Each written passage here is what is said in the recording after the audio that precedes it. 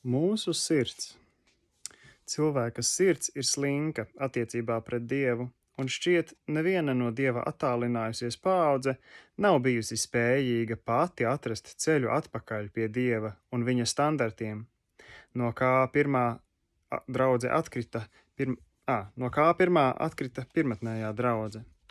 Ir taisnība, ka cilvēces kopējais kļūdu ceļš vai cilvēku neizpratne turpina to apmierināt, piedāvājot daļējo pilnīgā vietā, bet reālais fakts ir tāds, ka cilvēki nevēlas maksāt pilnu cenu, lai pilnīgi un galīgi atgrieztos pie Dieva standarta, lai viss būtu no tā kunga. Pirmatnējā draudze iznāca no augšistabas, pildīta ar pirmo mīlestību.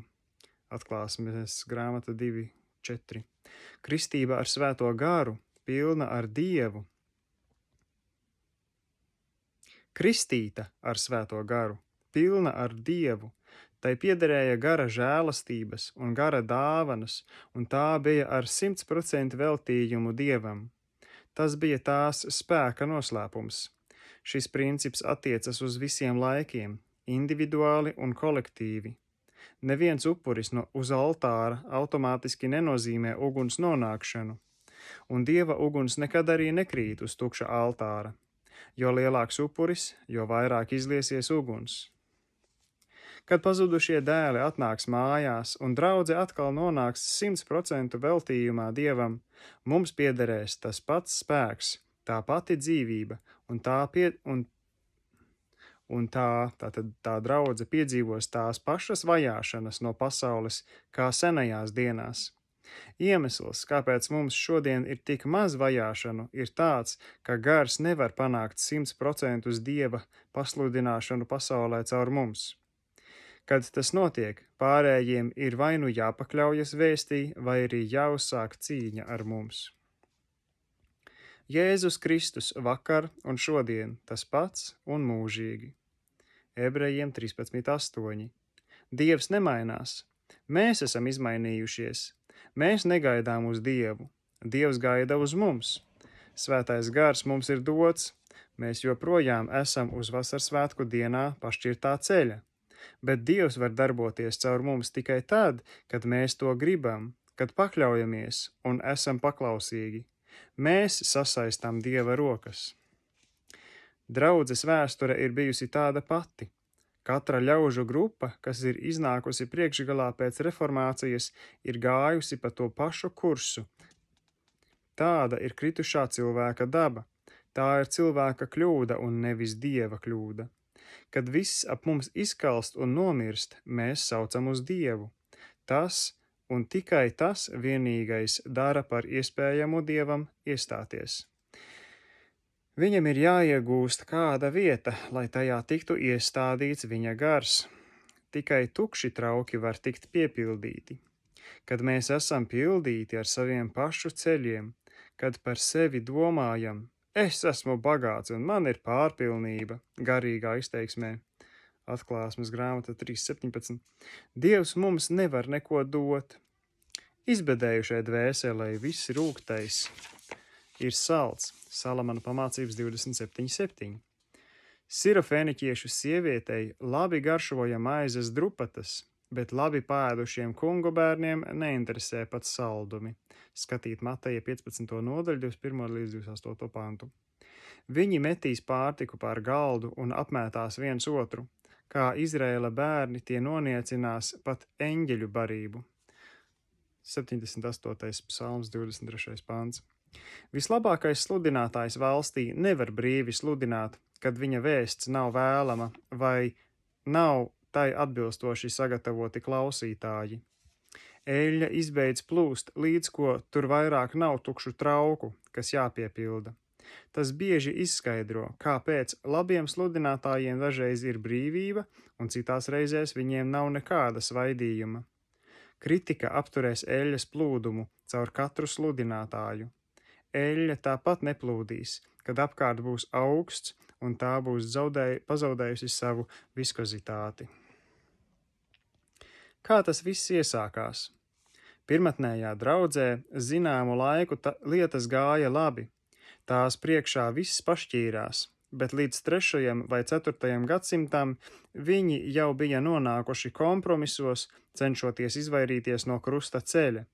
Viņi pārdevās velnam, atkrita no Dieva un nonāca tumšajos viduslaikos. Viņi pazaudēja svētā gara svaidījumu, dāvanas, dzīvību, spēku, prieku, visu. Draudze kļuva kā pazudušais dēls, atstājusi tēva namu un devusies algāža gaitās, barot pasaulē cūkas. Tomēr velns saprata, ka nespēja to pilnīgi iznīcināt. Vienu nogalinot, 2 citi cēlās augšā, kā Izraēla bērni. Jo vairāk tos apspieda, jo vairāk tie vairojās un izplatās. 2. Mūzes 1.12. Pirmie kristieši viens ar otru sacentās mocekļa vainagu saņemšanā. Viņi drosmīgi izslēja savas galvas karātavu priekšā un tiecās saņemt šīs nāves balvas. Kāds ir teicis, ka augstākais aicinājums, kāds jebkad tiek piedāvāts cilvēkam, ir aicinājums ciest augstāku mērķu dēļ. Debesis pirmajai draudzei bija reālas, daudz reālākas nekā šī zeme. Faktiski viņi jau dzīvoja nākošajā laikmetā. Tās bija viņu ilgas, viņu mērķis būt atbrīvotiem no šīs tagadējās ļaunās pasaules. Galatiešiem 1.4. Tas bija lielākais atvieglojums un augstākā balva, ko viņi meklēja saņemt. Viņi bija maksimāli mērķtiecīgi un ar absolūtu mērķa izjūtu. Šis pašreizējais laiks, starp citu, ir patiesīga svētā šķīstītava. Tās ir grēcinieka debesis, viņa vienīgās debesis, lai arī cik skumji to teikt. Bet slava Dievam, tā ir arī mūsu vienīgā elle, kas jāizcieš. Tas ir mūsu kristiešu vienīgā elle. Mēs tagad atrodamies ienaidnieka teritorijā, viņa zemē, dūru cīņā ar savu ienaidnieku, kas mūs apņem no visām pusēm, un tomēr mēs tam visam ejam cauri. Bez šaubām, Dieva vēlēšanās bija atgūt šo atkritušo staiguli, šo pazudušo draudzi, līdz ko tā krita, tāpat kā viņš bija vēlējies atgūt zudušo cilvēci tās atkrišanas pašā sākumā. Bet viņam tas neizdevās. Cilvēka kritusī daba bija kļuvusi pārāk vāja un neizlēmīga. Dievs vēlējās Izraēla bērnus ievest Kānaānā tieši no Kadeša Barnējas, kad viņš tos izveda no Ēģiptes zemes. Tas būtu tikai niecīgs pārgājiens, bet viņi atkal no jauna kļūdījās viņa mērķu un vēlēšanās izprašanā. Viņi apbēdināja savu Dievu. Viņi kārdināja Dievu allaž no jauna un sāpināja Izraēla svēto. 78. psalms, 41. pāns. Tā kā tas ir bijis vienmēr. Sāpināja Izraēla svēto tā, kā tas ir bijis vienmēr. Rezultāts bija tāds, ka viņi pārtrauca virzīties uz priekšu un sāka klaiņot apkārt, un viņu miesas krita tuksnesī. Ebrejiem 3.17. Mīļotie, kad mēs pazaudējam savu mērķa izjūtu, mēs līdz ar to pārtraucam virzīties uz priekšu un sākam klaiņot apkārt.